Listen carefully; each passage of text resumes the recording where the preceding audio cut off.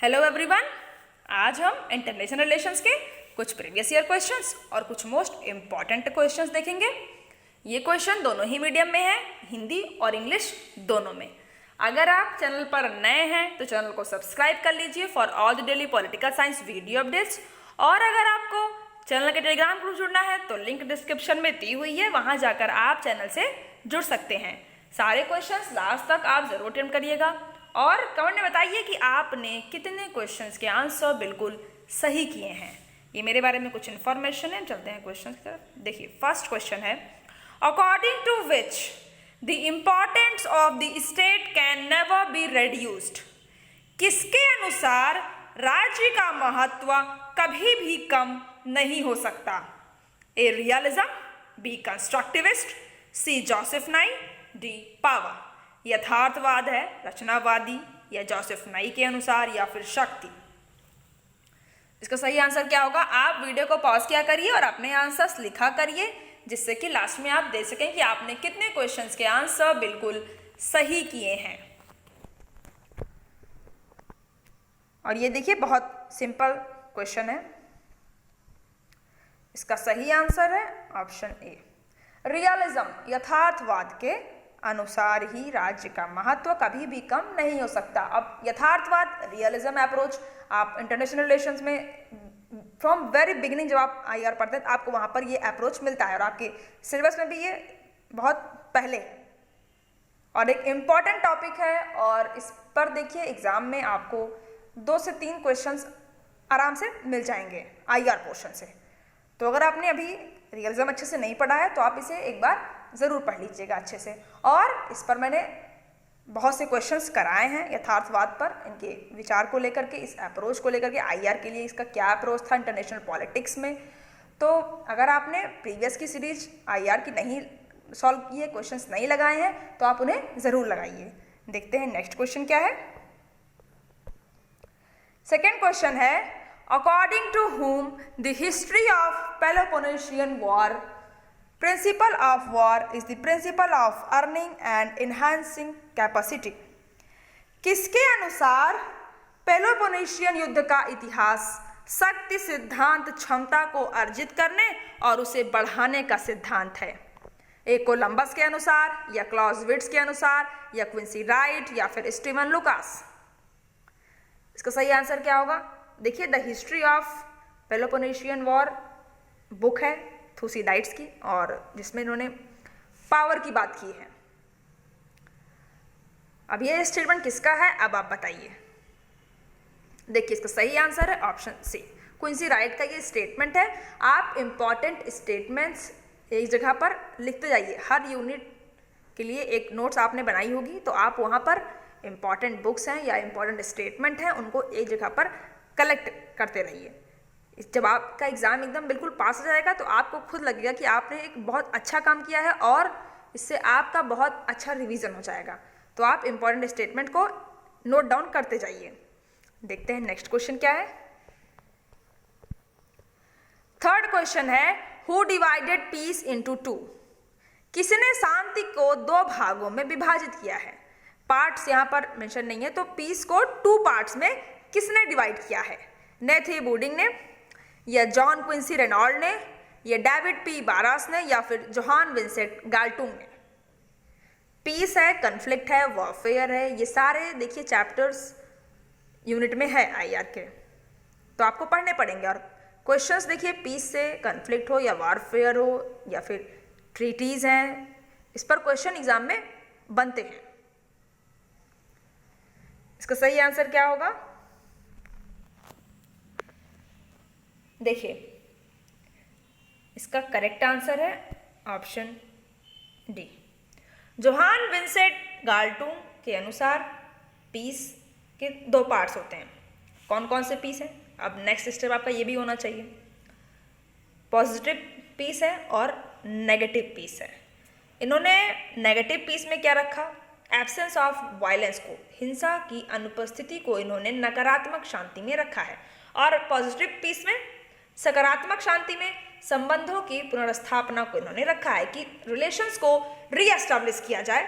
ये positive piece में आएगा जोहान विंसेंट गाल्टुंग के अनुसार। देखते हैं नेक्स्ट क्वेश्चन क्या है।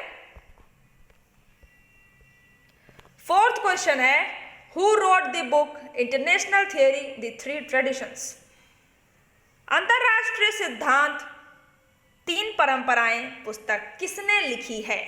ए नाशाओ ए एडम्स ने, मार्टिन राइट ने, या अनुराधा चेनोय ने, या फिर अंसार अली ने।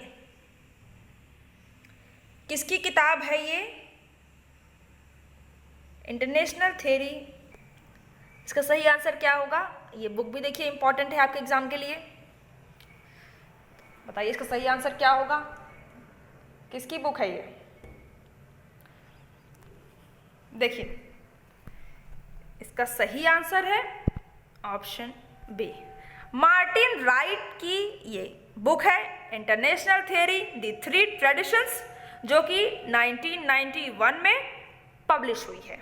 देखते हैं नेक्स्ट क्वेश्चन क्या है। फिफ्थ क्वेश्चन है, when was the international criminal court established and how many countries signed it. अंतर्राष्ट्रीय आपराधिक न्यायालय की स्थापना कब हुई और कितने देशों ने इस पर हस्ताक्षर किए? ए देखिए 2000 आपको ईयर दिया गया है, 2000 में ये एस्टैब्लिश हुई है और 172 कंट्रीज ने साइन किया। दो क्वेश्चन आपसे पूछ रहा है, एक तो पूछ रहा है कि अंतर्राष्ट्रीय न्यायालय आपराधिक न्यायालय की स्थापना कब हुई और कितने देशों ने इस पर हस्ताक्षर किए। इसलिए यहाँ पर देखिए 2000 है 172 कंट्री, या फिर 2001 में हुई 168 कंट्रीज ने साइन किए थे, ये 2002 में हुई 138 कंट्रीज ने साइन किए, या फिर 2002 128 कंट्रीज ने सिग्नेचर किए थे। इसका सही आंसर क्या होगा? और इंटरनेशनल क्रिमिनल कोड आपको पढ़ना है और इस पर मैंने बहुत से क्वेश्चंस कराए हैं। इसका सही आंसर क्या होगा? देखिए इसका सही आंसर है ऑप्शन सी, 2002 में इसकी स्थापना हुई और 138 देश, और कहीं कहीं पर ये 139 भी लिखा रहता है, तो इतनी कंट्रीज सिग्नेचर की थी। रोमन स्टैच्यू देखिए आया था, अडॉप्ट किया गया था 1998 में, पर वो इफेक्ट में आया 2002 से, और इंडिया आईसीसी का मेंबर नहीं है। इसका मेन वर्क क्या है? आईसीसी का अगर आप देखिए, अंतर्राष्ट्रीय आपराधिक न्यायालय का मुख्य कार्य क्या है? इसका कार्य है वर्ल्ड में कहीं भी मानव के विरुद्ध नरसंहार को रोकना। बात ऑफ ब्लड अगर कहीं भी अगेंस्ट द ह्यूमन हो रहा है तो उसे स्टॉप करना इंटरनेशनल क्रिमिनल कोड का काम होता है। देखते हैं नेक्स्ट क्वेश्चन क्या है। देखिए सिक्स्थ क्वेश्चन है, national human rights commission is a राष्ट्रीय मानवाधिकार आयोग है। ए स्टैट्यूटरी बॉडी, संवैधानिक निकाय, बी कॉन्स्टिट्यूशनल बॉडी, संवैधानिक निकाय, सी मल्टीलैटरल इंस्टीट्यूशन, बहुपक्षीय संस्था, या डी बोथ ए एंड सी। इसका सही आंसर क्या होगा? अब कमीशन है, अब ह्यूमन राइट चैप्टर है आईआर में, तो कमीशन से क्वेश्चन आएंगे ही आएंगे। अब कमीशन वगैरह तो आप इंडियन कॉन्स्टिट्यूशन वाले चैप्टर यूनिट में भी पढ़ते हैं, ये जरूरी नहीं है कि आप जब आईआर उठाएंगे तभी आप इसको पढ़ेंगे, आपने इसको पढ़ा होगा पहले भी। देखिए इसका सही आंसर है option D, both A and C. Statutory body है, ये बात बिल्कुल सही है, ये कॉन्स्टिट्यूशनल बॉडी नहीं है, ये एक्ट पास किया गया था पार्लियामेंट में, संसद में, तब ये कमीशन बना था। 1993 से ये प्रेजेंट है, और देखिए ये मल्टीलैटरल इंस्टीट्यूशन भी है, बहुपक्षीय संस्था भी है। इसमें एक चेयरमैन होते हैं और 4 फुल टाइम मेंबर होते हैं और 4 एक्स ऑफिसो मेंबर होते हैं, जिसमें कि नेशनल कमीशन फॉर माइनॉरिटीज़ का जो चेयरमैन है वो आएगा, SC ST, ऐसे 4 एक्स ऑफिसो मेंबर को इसमें शामिल किया जाता है, और एक चेयरमैन और एक 4 फुल टाइम मेंबर। देखते हैं नेक्स्ट क्वेश्चन क्या है। 7th क्वेश्चन है, which of these country was suspended from African Union in 2005। 2005 में अफ्रीकी संघ से किस देश को निलंबित कर दिया गया था? ए जाम्बिया को, बी साउथ अफ्रीका को, दक्षिण अफ्रीका को, या माली, या फिर मॉरिटानिया को? अफ्रीकन यूनियन ऑर्गेनाइजेशन आपको पढ़ना है और इस पर मैंने बहुत से क्वेश्चंस कराए भी हैं, तो जिनका अफ्रीकन यूनियन बिल्कुल तैयार होगा वो इस क्वेश्चन को सही कर सकते हैं। देखिए इसका सही आंसर है ऑप्शन डी। मॉरिटानिया को 2005 में सस्पेंड कर दिया गया था और लेटर ऑन माली को भी सस्पेंड किया गया था, पर बाद में सस्पेंशन को लिफ्ट कर लिया गया, हटा दिया गया सबसे सस्पेंशन, और ये दोनों ही नेशंस अफ्रीकन यूनियन के सदस्य बन गए दोबारा से। देखते हैं नेक्स्ट क्वेश्चन क्या है। 8th क्वेश्चन है, which of the following is not a source of funds for European union budget? निम्नलिखित में से कौन यूरोपीय संघ के बजट के लिए धन का स्रोत नहीं है? A VAT based contribution, VAT आधारित योगदान, B customs duties and levies, सीमा शुल्क और लेवी, या सी नेशनल कंट्रीब्यूशंस राष्ट्रीय योगदान, या D direct taxes on EU citizens. यूरोपीय संघ की बात है, यूरोपीय संघ के नागरिकों पर प्रत्यक्ष कर। कौन सा एक सोर्स ऑफ फंड नहीं है आपको बताना है। नॉट का ख्याल रखा करिए, आप अगर क्वेश्चन पढ़ रहे हैं तो बहुत केयरफुली क्वेश्चन को पढ़ा करिए। नॉट बहुत बार मिस हो जाता है, नॉट नहीं पढ़ते और ये गलती सबसे होती है, इसलिए आप थोड़ा केयरफुली क्वेश्चन को रीड किया करिए। इसका सही आंसर क्या होगा? देखिए इसका करेक्ट आंसर है option D. Direct taxes on European union citizens ये नहीं लगाया जाता वहाँ पर। यूरोपियन संघ में अगर आप देखेंगे तो सिटीजन्स पे यूरोपियन यूनियन का कोई टैक्स नहीं लिया गया है। सिटीजन से कोई टैक्स नहीं लेती, डायरेक्टली नहीं लेती वो, पर फंड उसको मिलता है कस्टम ड्यूटीज से, लेवीज से, जो यूरोपियन यूनियन के बॉर्डर पे आते हैं, और मेंबर स्टेट जो यूरोपियन यूनियन के हैं वो भी कंट्रीब्यूट करते हैं अपने ग्रॉस नेशनल इनकम से, पर कोई direct tax European union citizens के ऊपर नहीं लगाए गए हैं। देखते हैं नेक्स्ट क्वेश्चन क्या है। 9th क्वेश्चन देखिए, बहुत सिंपल क्वेश्चन है। Which of the following is not the member of G20? निम्नलिखित में से कौन G20 का सदस्य नहीं है? ए इंडोनेशिया नहीं है, या सिंगापुर नहीं है, या मैक्सिको, या फिर तुर्की? इसका सही आंसर क्या होगा बताइए, कौन सा नेशन इनमें से G20 का मेंबर नहीं है? देखिए इसका सही आंसर है ऑप्शन डी। सिंगापुर G20 का मेंबर नहीं है। G20 में अगर आप देखें तो 19 देश हैं और एक संघ है, यूरोपियन यूनियन है, यूरोपीय संघ, तो 20 टोटल बन जाते हैं। कंट्रीज कौन कौन से देखिए, अर्जेंटीना है, ऑस्ट्रेलिया है, ब्राज़ील है, कनाडा है, चाइना है, फ्रांस है, जर्मनी है, इंडिया है, इंडोनेशिया है, इटली है, जापान है, रिपब्लिक ऑफ कोरिया है, मैक्सिको है, Russia, Saudi Arabia, South Africa, Turkey, UK, US, और लास्ट में एकमात्र संघ यूरोपियन यूनियन इसका सदस्य है। तो सिंगापुर इसमें नहीं आता। देखते हैं नेक्स्ट क्वेश्चन क्या है। 10th क्वेश्चन है, where is the headquarter of BRICS new development bank situated? BRICS नए विकास बैंक का मुख्यालय कहाँ स्थित है? बीजिंग चाइना में, या मॉस्को रशिया में, या केप टाउन साउथ अफ्रीका में, या शंघाई चाइना में? इसका सही आंसर क्या होगा? न्यू डेवलपमेंट बैंक देखिए बाद में ब्रिक्स के नेशंस ने प्रपोज किया था। इसका हेडक्वार्टर कहाँ है? देखिए इसका सही आंसर है ऑप्शन डी। इसका हेडक्वार्टर शंघाई चाइना में है। ये बैंक को एस्टैब्लिश करने के लिए प्रपोज किया गया था सबसे पहले 4th ब्रिक्स समिट में 2012 में, जो दिल्ली में हुई थी वहाँ पर। और अगर आप देखिए रीजनल ऑफिस कहाँ है न्यू डेवलपमेंट बैंक का, वो है जोहान्सबर्ग, साउथ अफ्रीका में। देखते हैं नेक्स्ट क्वेश्चन क्या है। 11th क्वेश्चन है, the office of United nation high commissioner for refugee was established in what year? शरणार्थियों के लिए संयुक्त राष्ट्र के उच्चायुक्त की स्थापना किस वर्ष की गई थी?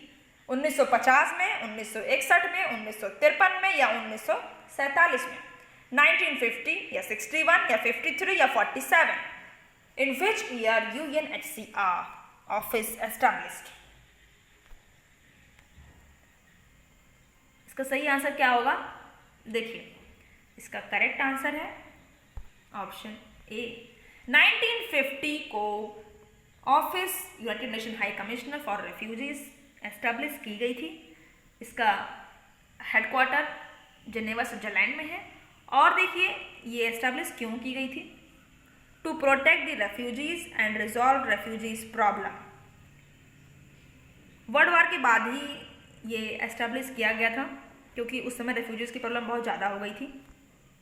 ये गवर्न की जाती है यूएन जनरल असेंबली के द्वारा और इकोनॉमिक एंड सोशल काउंसिल के द्वारा। 2 बार देखिए इसको नोबेल पीस प्राइज मिल चुका है, 1954 में और 1981 में। देखते हैं नेक्स्ट क्वेश्चन क्या है। 12th क्वेश्चन है, which of the following statement is correct about G20? G20 के बारे में आपको बताना है कि कौन सा कथन सही है। ए, the presidency of G20 is supported by Troika made up of the current, immediate, past and future host countries. G20 की अध्यक्षता को वर्तमान, तात्कालिक, अतीत और भविष्य के मेजबान देशों से बनी ट्रॉइका द्वारा समर्थित किया गया है। B, the G20 have a permanent secretariat. G20 का एक अस्थायी सचिवालय है।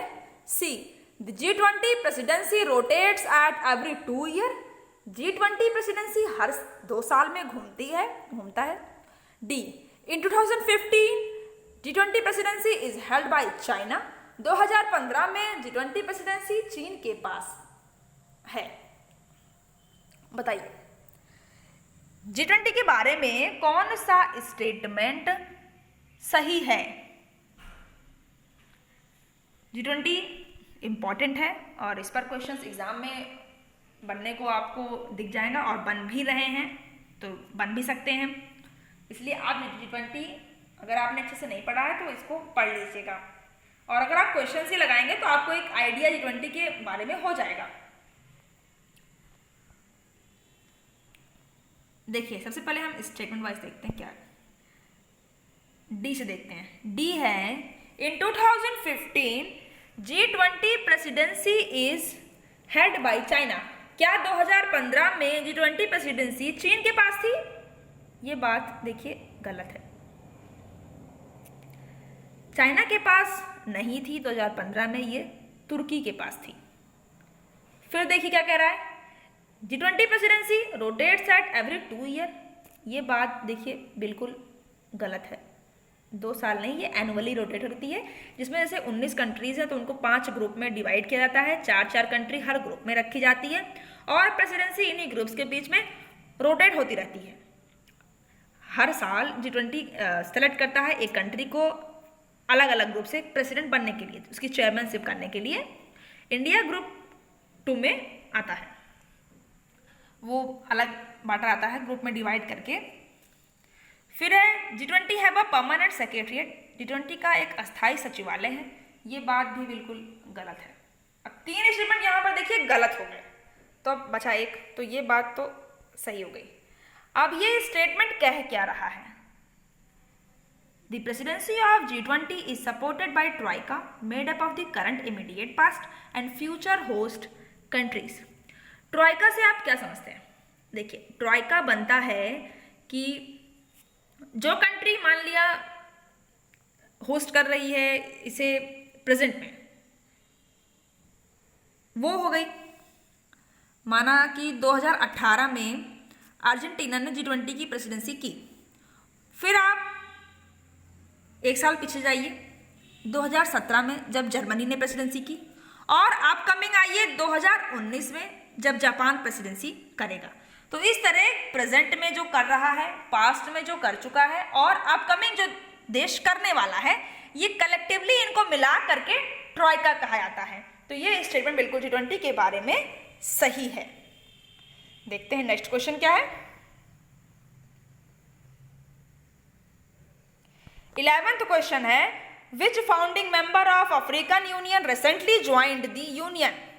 अफ्रीकी संघ का कौन सा संस्थापक सदस्य हाल में ही संघ में शामिल हुआ है? ए केन्या, बी मोरक्को, सी जिम्बाब्वे, डी साउथ अफ्रीका। कौन सा मेंबर है जो अफ्रीकन यूनियन को संस्थापक सदस्य था पर रिसेंटली ज्वाइन किया, यानी दोबारा ज्वाइन किया? देखिए इसका सही आंसर है ऑप्शन बी।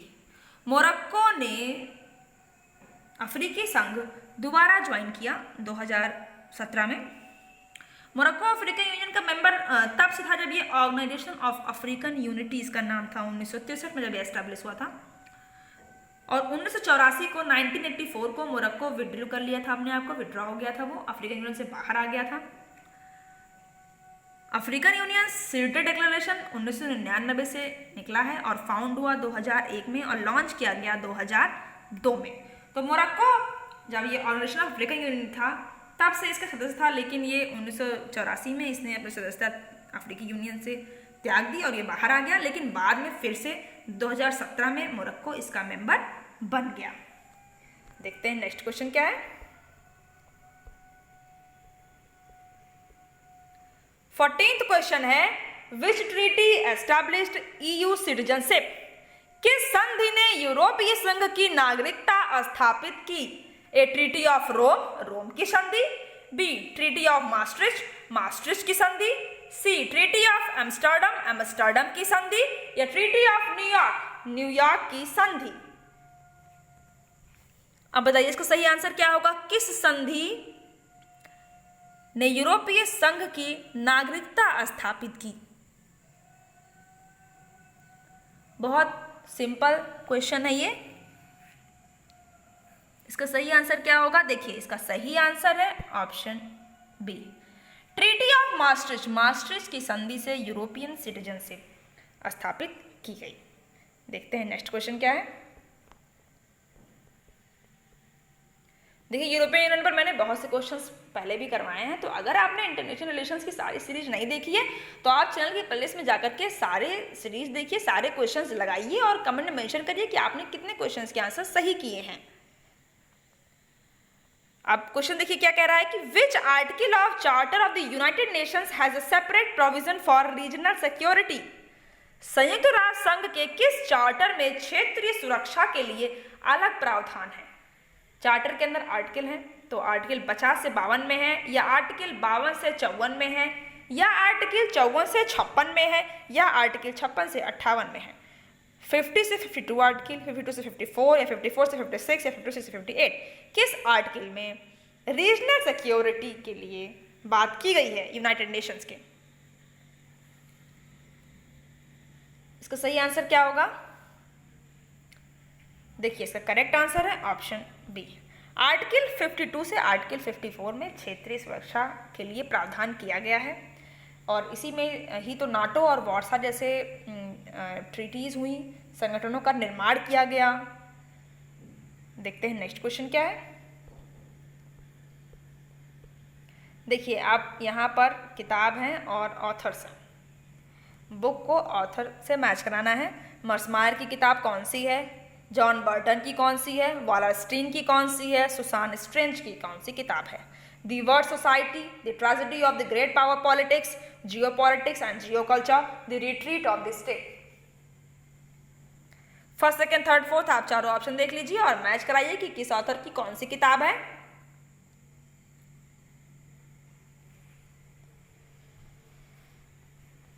मर्समायर की कौन सी बुक है इन चारों में से? देखिए मर्समायर की किताब है the tragedy of great power politics. 2001 में ये किताब जॉन मर्समायर की पब्लिश हुई थी। फिर है जॉन बर्टन। जॉन बर्टन की कौन सी किताब है? जॉन बर्टन की किताब है द वर्ल्ड सोसाइटी का पब्लिश हुई 1972 में। फिर है वॉलरस्टीन की किताब है जियो पॉलिटिक्स एंड जियो कल्चर। और देखिए लास्ट एक ही बचा, सुसान स्ट्रेंजे और द रिट्रीट ऑफ स्टेट, तो ये इनकी किताब है, 1996 में पब्लिश हुई थी। अब देखिए मिलाइए, मार्समायर ए का सेकंड है, बी का फर्स्ट, सी का थर्ड, डी का फोर्थ, यानी कि इसका फोर्थ ऑप्शन बिल्कुल सही है। जिन्होंने भी फोर्थ ऑप्शन लगाया है उनका आंसर बिल्कुल करेक्ट है। देखते हैं नेक्स्ट क्वेश्चन क्या है। 17th क्वेश्चन है, what is cheque book diplomacy? Cheque book कूटनीति क्या है? A, assisting Uganda by giving cheque by the United Nations, संयुक्त राष्ट्र द्वारा चेक देकर युगांडा की सहायता करना। B, interest charge by a country by lending to another country, किसी देश द्वारा दूसरे देश को कर्ज देकर ब्याज वसूलना। C, trying to increase the impact on a country by giving financial assistance, किसी देश को आर्थिक सहायता देकर उस पर प्रभाव बढ़ाने का प्रयत्न। या डी, प्रमोट गुड बिजनेस, अच्छे व्यवसाय को बढ़ावा देना। चेक बुक कूटनीति क्या है? चारों ऑप्शंस अच्छे से आप पढ़ लीजिए वीडियो को पॉज करके। देखिए इसका सही आंसर है option C, trying to increase the impact on a country by giving financial assistance, किसी देश को आर्थिक सहायता देकर उस पर प्रभाव बढ़ाने का प्रयत्न ही चेक बुक कूटनीति में आता है। और बहुत सी कंट्रीज इसको फॉलो भी करती हैं। ये एक इम्पॉर्टेंट डिप्लोमेसी है। अगर उनको अपना इम्पैक्ट बढ़ाना है, पूरे वर्ल्ड में उनको अपनी पावर बढ़ानी है, तो उसके लिए ये एक अच्छी डिप्लोमेसी है, वो यूज़ करते हैं इसका, जिसमें कि वो फाइनेंशियल असिस्टेंस दूसरे देश को दे करके उस पर प्रभाव बनाने की कोशिश करते हैं। देखते हैं नेक्स्ट क्वेश्चन क्या है। 18th क्वेश्चन है, विच स्टेटमेंट इज करेक्ट? आपको बताना है कि कौन सा कथन सही है। फर्स्ट है, non interference was used to maintain the balance of power in international politics, अंतर्राष्ट्रीय राजनीति में शक्ति संतुलन बनाए रखने के लिए हस्तक्षेप का प्रयोग किया गया। सेकेंड है, द यूएन चार्टर में have a self defence basis to intervene, संयुक्त राष्ट्र संघ चार्टर में आत्मरक्षा आधार हो सकता है हस्तक्षेप करने के लिए। केवल फर्स्ट स्टेटमेंट सही है या केवल सेकेंड स्टेटमेंट सही है या फिर दोनों ही स्टेटमेंट सही हैं या फिर एक भी स्टेटमेंट सही नहीं है?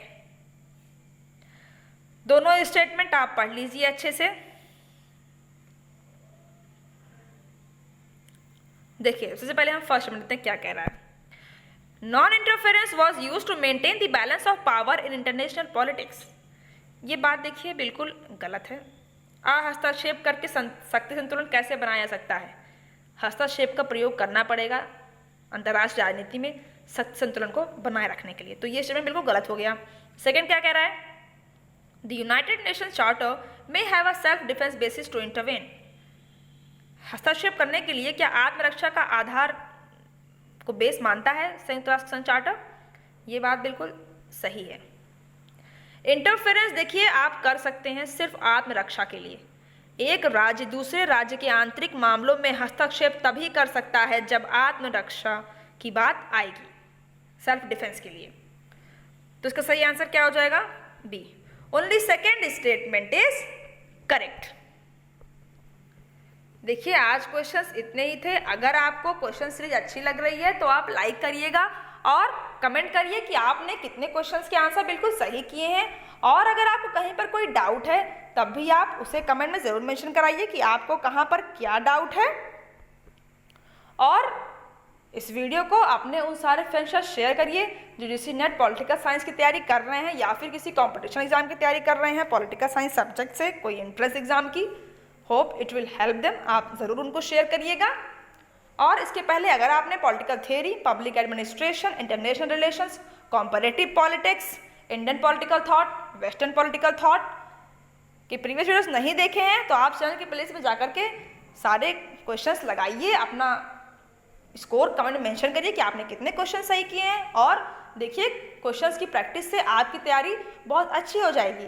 इसलिए आप सारे क्वेश्चंस सीरीज 1 से शुरू करिए हर यूनिट को, और लास्ट तक कोशिश करिए कि आप ज़्यादा से ज़्यादा क्वेश्चन समय मिलने पर, अगर आपको टाइम है, आपको क्वेश्चंस लगाना है, तो आप उस समय क्वेश्चंस ज़रूर लगाइए। और अगर आप चैनल पर नए हैं तो चैनल को सब्सक्राइब कर लीजिए for all daily political science video updates. Subscribe के बगल बेल आइकन दिया होगा, आप उसे प्रेस कर लीजिए, जिससे आपको लेटेस्ट वीडियो की नोटिफिकेशन ईजिली अवेलेबल हो जाएगी। Thank you.